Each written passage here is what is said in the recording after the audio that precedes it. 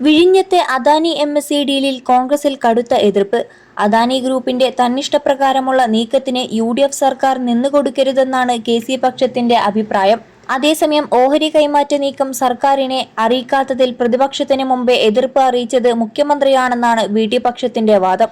BJP ഭരിക്കുന്ന സംസ്ഥാനങ്ങളിലേതുപോലെ super പവറാകാമെന്ന് കരുതേണ്ടെന്ന് KC വേണുഗോപാലിന്റെ മുന്നറിയിപ്പ് അദാനി ഗ്രൂപ്പിനാണ്. പക്ഷേ കോൺഗ്രസ് സർക്കാരിനെ അദാനി ഗ്രൂപ്പിന്റെ കയ്യിലാക്കാൻ അനുവദിക്കില്ലെന്ന സന്ദേശവുമുണ്ട്. ദേശീയ തലത്തിൽ അദാനിക്കെതിരെ രാഹുൽ ഗാന്ധി പോരടിക്കുകയാണ്.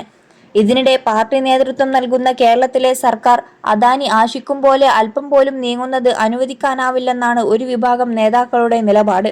വിഴിഞ്ഞം തുറമുഖം അദാനിക്ക് കൈമാറുന്നതിന് ഉമ്മൻചാണ്ടി സർക്കാരിന്റെ കാലത്തെ തന്നെ കോൺഗ്രസ് ഹൈക്കമാൻഡ് അനുകൂലമായിരുന്നില്ല. വീര്യം കുറഞ്ഞ മദ്യം, കരിമണൽ, സംസ്ഥാന തെരഞ്ഞെടുപ്പ് കമ്മീഷണർ നിയമനം എന്നിവയ്ക്ക് പിന്നാലെ അദാനി MSC ഓഹരി കൈമാറ്റ നീക്കവും കോൺഗ്രസിൽ എതിർപ്പിന് കാരണമാവുകയാണ്.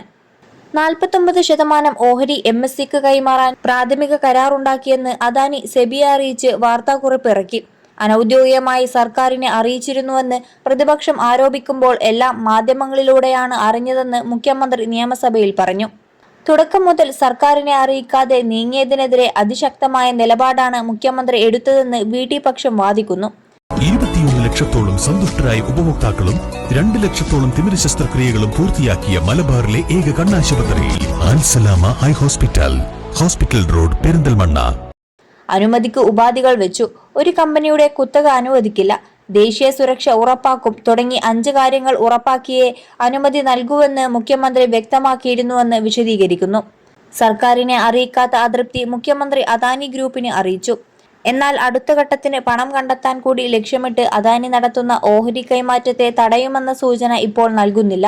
വിഴിഞ്ഞം തുറമുഖത്തിന്റെ ഓഹരി കൈമാറാനുള്ള അദാനിയുടെ നടപടിയിൽ സർക്കാർ നിയമോപദേശം തേടും. ഒപ്പം വിദഗ്ധ പരിശോധനയും നടത്തും. കരാറിന് സർക്കാർ അതിവേഗം അനുമതി നൽകില്ല. എല്ലാം വ്യവസ്ഥകൾ അനുസരിച്ചാണ് നടക്കുന്നതെന്നും സർക്കാരിന്റെ അനുമതിക്ക് ശേഷം മാത്രമേ അന്തിമ കരാറിലേക്ക് പോകൂ എന്നുമാണ് അദാനിയുടെ നിലപാട്. അതേസമയം വിവാദം സർക്കാരിനെതിരായ രാഷ്ട്രീയ ആയുധമാക്കി തന്നെ മുന്നോട്ടു പോകാനാണ് പ്രതിപക്ഷത്തിന്റെ തീരുമാനം.